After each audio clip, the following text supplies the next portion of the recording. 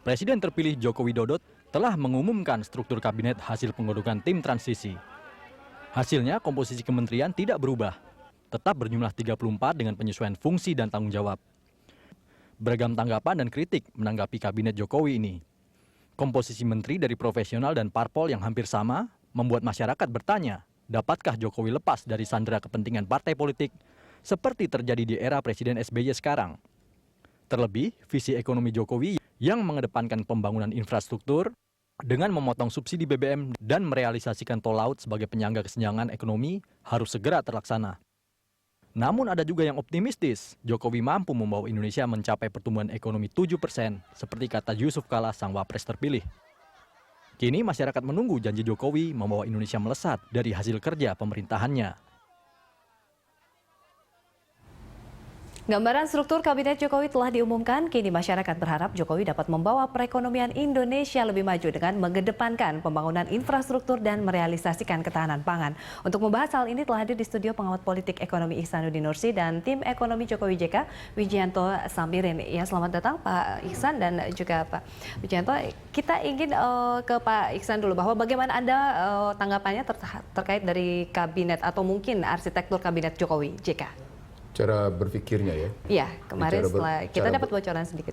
Cara berpikirnya begini, visi, misi, strategi, kebijakan, struktur. Jadi ketika Anda bicara struktur, maka sesungguhnya dia level kelima. Setelah jelas visi, misi, strategi, kebijakan. Level kelima struktur. Baru level keenam orang. Cara berpikir kebijakan. Artinya apakah pembicaraan struktur itu merupakan aplikasi misi, strategi apa enggak? Itu pertanyaan. Saya kalau lihat dari visi misinya ada kedekatan antara struktur dengan keinginan mencoba mengaplikasikan visi misi dalam struktur gitu ya. Cuma kan nanti berkaitan dengan strategi. Strategi apa yang tidak dicapai? Di sini bicara dua variabel. Variabel pertama adalah sistem. Variabel kedua adalah orang. Gitu ya. Struktur belum tentu bicara sistem. Karena struktur adalah bagan atau parsial-parsial yang ditempatkan berdasarkan keinginan. Nah, ketika bicara sistem, dia menyatakan struktur yang bekerja, struktur yang bergerak. Yang input, proses, outputnya jelas, tadi makanya saya bilang visi, misi, strateginya jelas. Itu kajian di mana-mana begitu, punya. Kajian kebijakan publik tepatnya begitu, kalau begitu. Nah, kalau kita ngeliat model begitu, apakah struktur ini tepat menjawab visi, misi? Saya bilang tadi dekat. Saya nggak bilang sepenuhnya iya. Tapi apakah kemudian sesungguhnya menjawab tantangan yang ada di depan? Saya belum tahu. Karena sampai seberapa jauh mereka merumuskan tantangan, kemungkinan bisa berbeda dengan tantangan yang saya rumuskan. Sama seperti ketika SBY, KIP 1 dan KIP 2, di mana saya selalu ngambil sikap berbeda, dan maaf, prediksi saya hampir, saya nggak bilang 100%. Prediksi saya terbukti. Saya nggak bilang 100% lah. Dari 2005 ke 2009, 2009 ke 2014 terbukti. Bahkan di akhir jabatan SBY saya menyebut sebagai second term unlucky. Gitu ya. Tadi disebut oleh Pak Wijayanto, 2009 bagus. Enggak, coba lihat RPJMN-nya. Gagal kok di RPJMN-nya gitu posisinya. Nah, saya tidak tahu sekarang pada kerangka tim ekonomi JK, Jokowi JK. Sampai seberapa jauh mereka melihat strategi tantangan pulang itu bisa diaplikasikan ke dalam sistem tadi, karena kita baru bicara struktur. Nah, bagaimana sistemnya? Kalau kita bicara sistem, suka tidak suka Indonesia sekarang dalam posisi ultra liberal, posisinya. Sistem Indonesia ultra liberal, dan Indonesia kemudian sangat dinikmati sebagai pasar yang paling empuk dan paling mudah didikte. Nah, sekarang pertanyaan besar. Apakah Indonesia bisa mengubah posisi pasar yang paling empuk dan paling mudah didikte? Saya tidak tahu siapa orang-orang yang dipilih. Oke, Pak Wijianto, tantangan kedepannya ini cukup mungkin, tadi Pak Ihsanuddin mengatakan paling empuk untuk didikte. Nah, ini sistem seperti apa yang mungkin bisa mengakomodir atau mungkin menjadi titik tolak mungkin ya, ke depannya? Saya pikir begini, kenapa Indonesia merupakan market yang paling empuk? Pertama, karena jumlah kita banyak, populasinya. Yang kedua, pertumbuhan ekonomi yang tinggi. Yang ketiga yang seharusnya kita miliki, tapi tidak kita miliki adalah produk-produk yang kompetitif, yang berkualitas. Selama ini kita tidak mempunyai itu. Akhirnya ya kita menjadi pasar. Tapi tertarik saya untuk nimbrung sedikit berbicara masalah kabinet. Memang jumlahnya tetap 34. Betul. Karena didesain supaya begitu dilantik bisa lari kencang. Karena kita melihat permasalahan kita ini ibarat banjir itu sudah di dada begitu ya. Kita tidak mempunyai banyak waktu untuk melakukan restrukturisasi. Gitu.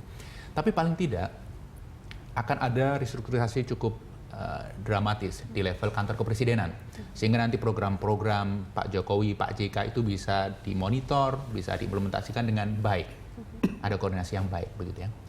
Nah, yang paling penting ke depan menurut saya adalah bagaimana Pak Jokowi dan Pak JK nanti memilih figur-figur dalam kabinet. Struktur didesain bagus, kalau figurnya tidak, maka akan percuma. Nah, di sini saya yakin Pak Jokowi, Pak JK akan memilih yang terbaik. Oke, kalau kita lihat untuk memilih kapabilitas dari orang begitu Pak, ini indikatornya sebagai mungkin memilih orang yang mungkin capable atau profesional, jangan sampai ada bias popularitas di dalamnya, seperti apa sih Pak kita sendiri? Secara akademik dalam modal rekrutmen itu sangat tergantung sekali pada keluasan dan kedalaman rekrutmen ya. Nah, variabelnya secara umum bisa digunakan General Personnel Index, Career Path, dan Performance Appraisal.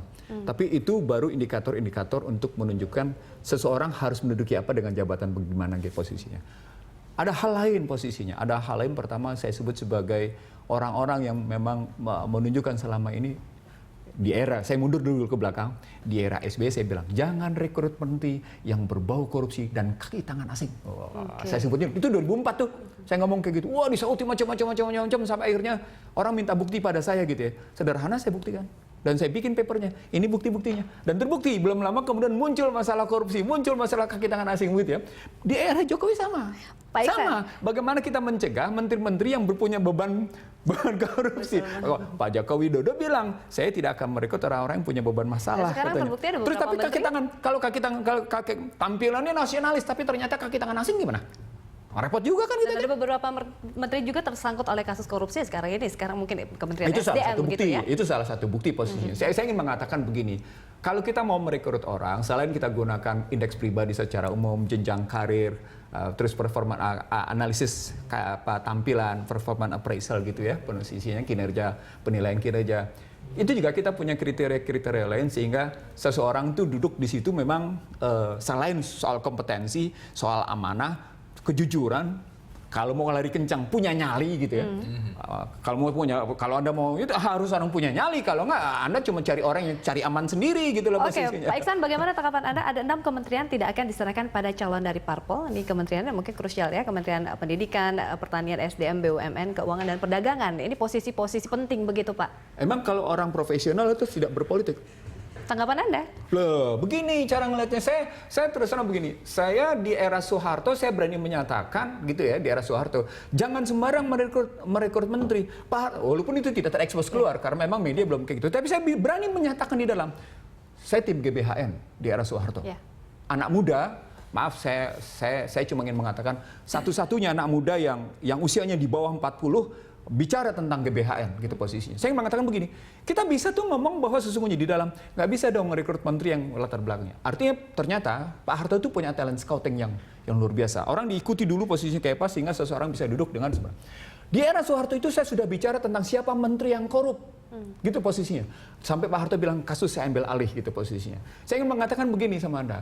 Ini kan persoalan bagaimana Anda mengikuti trace back, menelusuri secara baik gitu ya, melakukan tentang seseorang. Jadi tidak sembarangan, tidak mentang-mentang dia dari partai politik atau orang yang dinyatakan dia sebagai I am a professional, so you are the right to sit to something. Nggak bisa dong, nggak bisa begitu. Menarik gitu. ini Pak ya, trace back sebagai competitive base begitu ya. Kita akan bahas di segmen berikutnya. Kami akan kembali setelah jeda pemirsa.